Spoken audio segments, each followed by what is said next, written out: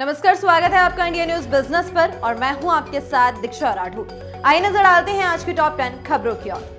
सोने और चांदी के रेट में तूफानी तेजी का सिलसिला जारी है। आज यानी 8 अप्रैल को भी एमसीएक्स पर न्यू हाई बना। दोनों के रेट्स ऑल टाइम हाई पर ट्रेड कर रहे हैं। जोरदार खरीदारी से कॉमेक्स पर भी सोने और चांदी में तेजी है। एमसीएक्स पर पहली बार सोना 71,000 रुपए प्रति किलोग्राम पर ट्रेड कर रहा है। इसके रेट्स आज करीब 400 रुपए तक बढ़ गए हैं। चांदी में भी 1100 रुपए की मजबूती दिखाई दे रही है। 1 किलोग्राम चांदी का भाव 82,000 रुपए के पार निकल गया। दोनों मेटल अब तक के सबसे हाईएस्ट लेवल पर ट्रेड कर रहे हैं। बात करें इंटरनेशनल मार्केट की तो कॉमेक्स पर सोना करीब $17 की मजबूती के साथ $360 प्रति औंस के ऊपर ट्रेड कर रहा है। चांदी भी $28 प्रति औंस पर है, जिसमें करीब 2% की जबरदस्त तेजी देखने को मिल रही है। इंडियन स्टार्टअप ने बाजार से फंड रेजिंग को जारी रखा है और पिछले हफ्ते देश में 30 स्टार्टअप ने $172.71 मिलियन यानी कि करीब 1432 करोड़ रुपए से ज्यादा का फंड जुटाया है। रिपोर्ट्स के मुताबिक 25 से 30 मार्च वाले सप्ताह में लगभग 17 अर्ली और ग्रोथ स्टेज स्टार्टअप ने सामूहिक रूप से लगभग $125.73 मिलियन जुटाए और ओला इलेक्ट्रिक ने $50 मिलियन की सबसे बड़ी डेट फंडिंग हासिल की। इसके अलावा 16 अर्ली स्टेज के स्टार्टअप ने सामूहिक रूप से $42.61 मिलियन की फंडिंग हासिल की। वहीं अगर शहर के हिसाब से देखें तो बेंगलुरु से स्टार्टअप 11 फंडिंग डील के साथ सबसे आगे रहे। इसके बाद मुंबई, दिल्ली, एनसीआर, चेन्नई और हैदराबाद रहे। अडानी ग्रीन एनर्जी लिमिटेड का अगले कुछ सालों में बड़ा इन्वेस्टमेंट करने का प्लान है। इस बात की जानकारी कंपनी के मैनेजिंग डायरेक्टर विनीत जैन ने दी है। विनीत जैन ने बताया है कि अडानी ग्रीन एनर्जी अगले 5 सालों में गुजरात के कच्छ में अपना खावड़ा प्लांट में रिन्यूएबल एनर्जी प्रोजेक्ट पर 30 गीगावाट की कैपेसिटी बढ़ाने के लिए 1.5 लाख करोड़ रुपए का इन्वेस्टमेंट करेगी। बिलियनियर गौतम अडानी का टारगेट दुनिया का सबसे बड़ा रिन्यूएबल एनर्जी प्रोजेक्ट बनाने का है, जो खावड़ा में 538 स्क्वायर किलोमीटर बंजर जमीन पर लगभग मुंबई के आकार का होगा। काम शुरू करने के लिए 1 साल के अंदर कंपनी ने प्रोजेक्ट के लिए प्लांट टोटल 30 गीगावाट में से 2 गीगावाट का ऑपरेशन शुरू कर दिया है।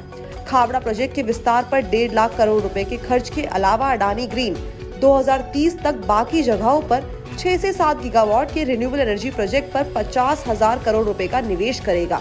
ग्रुप की equipment manufacturing unit Adani new industries 30,000 crore रुपए का इन्वेस्टमेंट करेगी। रियल एस्टेट सेक्टर में काफी एक्शन देखने को मिल रहा है। लोगों का प्रॉपर्टी की तरफ काफी इंटरेस्ट बढ़ता हुआ नजर आ रहा है, जिसके चलते सिग्नेचर ग्लोबल कंपनी में खत्म हुई चौथी तिमाही में उनकी सेल्स बुकिंग में 3 गुना का इजाफा हुआ है। यही नहीं, साल 2023 फिस्कल ईयर के मुकाबले फिस्कल ईयर 24 में कंपनी की सेल्स 2 गुना ज्यादा हो गई है। शेयर बाजार को दी गई जानकारी में सिग्नेचर ग्लोबल का कहना है कि लग्जरी प्रॉपर्टीज की मांग मजबूत बनी हुई है और मार्च में खत्म हुई तिमाही में सेल्स बुकिंग 4,140 करोड़ रुपीस की रही है। पिछले फिस्कल ईयर की सेम ड्यूरेशन में ये 1,220 करोड़ रुपीस की थी। कंपनी ने जनवरी से मार्च के ड्यूरेशन में टोटल 1,484 यूनिट्स बेची है। फिस्कल ईयर 22-23 की सेम ड्यूरेशन में ये 1,399 यूनिट्स की बिक्री हुई थी। कंपनी ने पिछले फिस्कल ईयर में टोटल 4,619 यूनिट्स बेची थी, जबकि फिस्कल ईयर 22-23 में ये 4,512 यूनिट्स की थी। अल्कोहल लवर्स के लिए एक जरूरी खबर सामने आई है। अब ये तो हम जानते ही हैं कि हम इलेक्शंस की तरफ अप्रोच कर रहे हैं, जिसके चलते दिल्ली में कई दिन ड्राई डे अनाउंस किया गया है। तो आइए जानते हैं कब होगा दिल्ली में ड्राई डे। ईद उल फितर 11 अप्रैल, रामनवमी 17 अप्रैल, महावीर जयंती 21 अप्रैल, बुद्ध पूर्णिमा 23 मई और ईद उल जुहा 17 जून को दिल्ली में ड्राई डे होगा। इसके अलावा 24 अप्रैल शाम 6 बजे के बाद से लेकर 26 अप्रैल उत्तर प्रदेश के गाजियाबाद और गौतम बुद्ध नगर में भी लिकर स्टोर्स बंद रहेंगे और दिल्ली में 23 मई 6 बजे के बाद से लेकर 25 मई 6 बजे तक ठेके बंद रहेंगे। इसके साथ ही 4 जून को भी दिल्ली में ड्राई डे रहेगा। देश में लोकसभा चुनावों के लिए पोस्टल बैलेट से वोटिंग शुरू हो गई है। निर्वाचन आयोग के निर्देश पर कुछ चुनिंदा सरकारी सेवाओं के कर्मचारियों के अलावा दिव्यांग और 85 साल से ज्यादा उम्र के वोटर्स के लिए पोस्टल बैलेट से वोटिंग की सुविधा उपलब्ध कराई गई है। देश के अलग अलग राज्यों में चुनाव कर्मी पोस्टल बैलेट से वोटिंग करने के लिए एलिजिबल वोटर्स की पहचान करके उनके घर पहुंच रहे हैं और उनका वोट डलवा रहे हैं। बता दें कि चुनाव संचालन नियमों के नियम 27A के अनुसार वरिष्ठ नागरिकों, दिव्यांगजनों, इलेक्शन ड्यूटी में तैनात कर्मियों और सैन्य कर्मियों के लिए पोस्टल बैलेट की सुविधा प्रदान की गई है। ये बैलेट बॉक्स स्थानीय जिले के स्ट्रॉन्ग रूम में रखा जाता है और मतगणना वाले दिन खुलता है। मतगणना के दौरान सबसे पहले पोस्टल बैलेट से पड़े वोटों की गिनती शुरू होती है। इसके बाद ईवीएम खुलती है और इसमें दर्ज मतों की गिनती शुरू होती है। बता दें कि देश में लोकसभा चुनाव के लिए 7 चरणों में मतदान होनी है, जिनके नतीजे 4 जून को डिक्लेयर होंगे। अगर आप बेहद कम इन्वेस्टमेंट में एक बढ़िया बिजनेस करने की सोच रहे हैं तो आपको बता दें कि आप कुल्हड़ बनाने का बिजनेस शुरू कर सकते हैं और इसमें आपको गवर्नमेंट से भी सपोर्ट मिलेगा। जी हाँ, आज के समय में बस, रेलवे स्टेशन और चाय की दुकानों पर लोग कुल्हड़ में चाय पीना काफी पसंद करते हैं। ऐसे में कुल्हड़ की बड़ी मांग बाजार में रहती है और कुल्हड़ को बढ़ावा देने के लिए सरकार कुम्हार सशक्तिकरण योजना भी चला रही है। इस योजना के अंदर सरकार कुम्हार को इलेक्ट्रिक चॉक दे रही है जिससे इन कुल्हड़ों को बनाया जाता है। तो ऐसे में आप इस योजना का फायदा लेकर अपने घरों में इलेक्ट्रिक चॉक की मदद से कुल्हड़ को बना सकते हैं। और अगर आप सरकार की इस योजना का फायदा नहीं भी लेते हैं तो भी आपको इस बिजनेस को शुरू करने के लिए ज्यादा पैसों को इन्वेस्ट करने की जरूरत नहीं होगी। आप सिर्फ 5,000 रुपए के इन्वेस्टमेंट से इस बिजनेस की शुरुआत कर सकते हैं। अगर आप रेगुलरली कुल्हड़ बनाकर बेचते हैं तो आप इस बिजनेस के जरिए रोजाना 1,000 रुपए तक की कमाई आसानी से कर सकते हैं।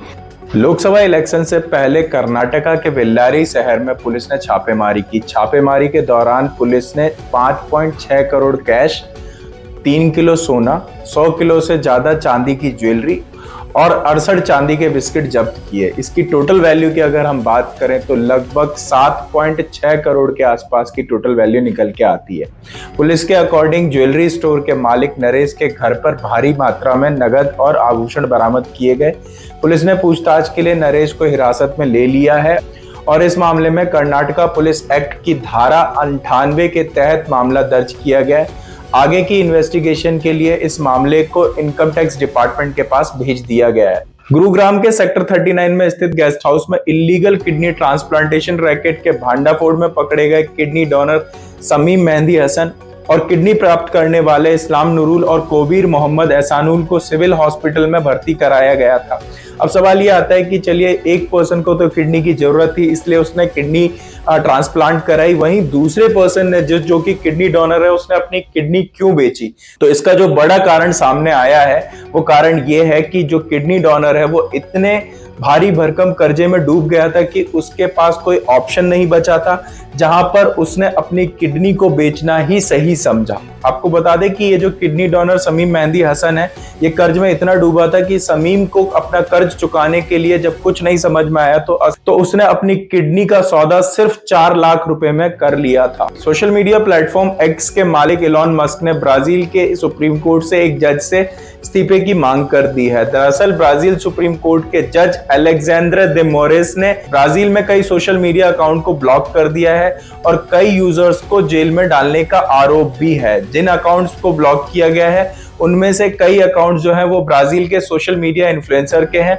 और दावा किया जा रहा है कि ये जो सोशल मीडिया अकाउंट्स हैं वो ब्राजील सरकार के खिलाफ झूठी खबरें फैला रहे थे। इलॉन मस्क ने जज मोरेस पर सोशल मीडिया प्लेटफॉर्म पर कथित सेंसरशिप लगाने को लेकर तीखा हमला बोला है। एक पोस्ट में उन्होंने लिखा कि ये जज मनमाने तरीके से ब्राजील के लोगों को और संविधान के साथ धोखा कर रहा है। जज को इस्तीफा दे देना चाहिए या फिर जज मोरेस के खिलाफ महाभियोग लाकर पद से हटा देना चाहिए।